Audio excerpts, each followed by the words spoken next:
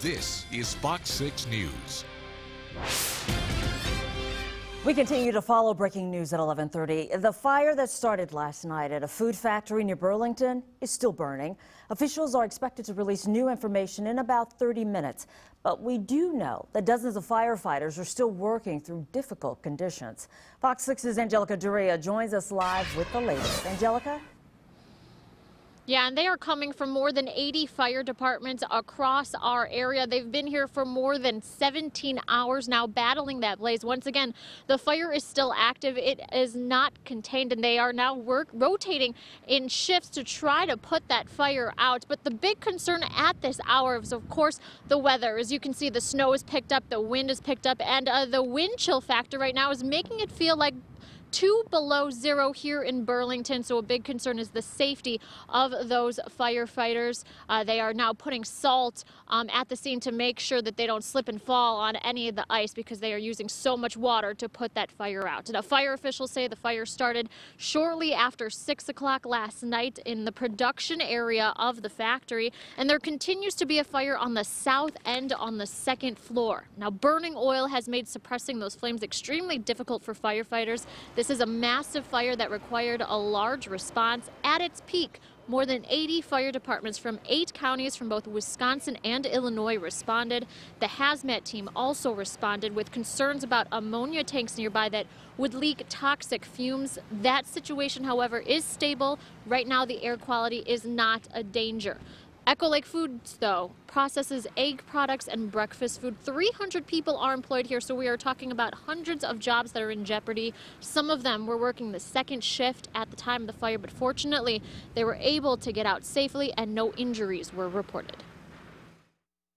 Everyone is out of the building as far as employees go.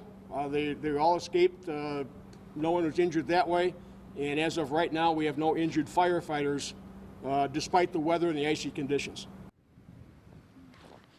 Now, the cause of the fire is under investigation. Fire officials aren't able to determine a cause yet because they have not gone inside, because right now they're battling the fire on the outside. This is a defensive mode here because that fire is so severe. Now, this is the largest fire the city of Burlington has ever dealt with, so the effects are definitely being felt, not only with the plant, but people surrounding the area. Neighbors nearby had to be evacuated. And talking about that, Chip Brewster here, how many people were evacuated this morning or last night? It's actually, yeah, it was last night, and then they had to spend the night somewhere else, family, friends, a hotel room, just wherever they could find shelter. Of course, the American Red Cross was able to step in and help them with that, but the number we were given this morning was 50 people had to leave their homes last night shortly after 6, after the fire crews arrived on scene to start fighting this fire.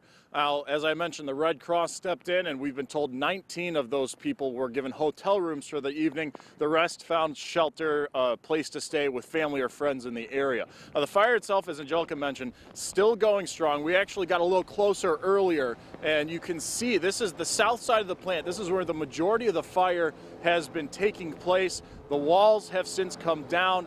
You can see smoke is still billowing. The fire obviously still smoldering underneath the rubble.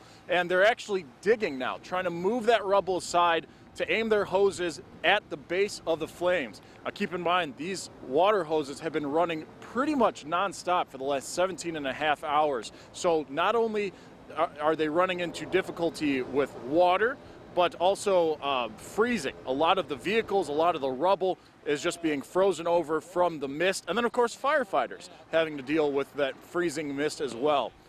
American Red Cross, though, just to step back to them and the evacuees, those that have been directly impacted by this, with, of course, the exception of the employees of the plant. We've been told that the American Red Cross will continue to help them as long as this fire keeps them from their homes. At that time, we don't know when they'll get back.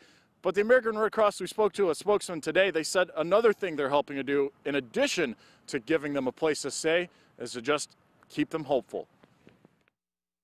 Also providing hope to the clients affected, because we understand, you know, it's a traumatic situation. You know, you're uprooted, you're living like normal, and then all of a sudden like that, you're uprooted, and it's chaotic. So again, we understand that, and we're going to work with those clients should, you know, it escalate or move forward. And if anyone is watching this and you're one of the displaced, we've been told for more information, simply call Burlington Police Department. They should be able to give you at least an estimate as when you can get back in. For now, though, live in Burlington, Chip Brewster, Fox 6 News. So many people affected by this fire. One thing, looking at the intensity of the flames and what they've gone through, it's amazing that no one was injured or hurt or anything, and that's, of course, a good thing.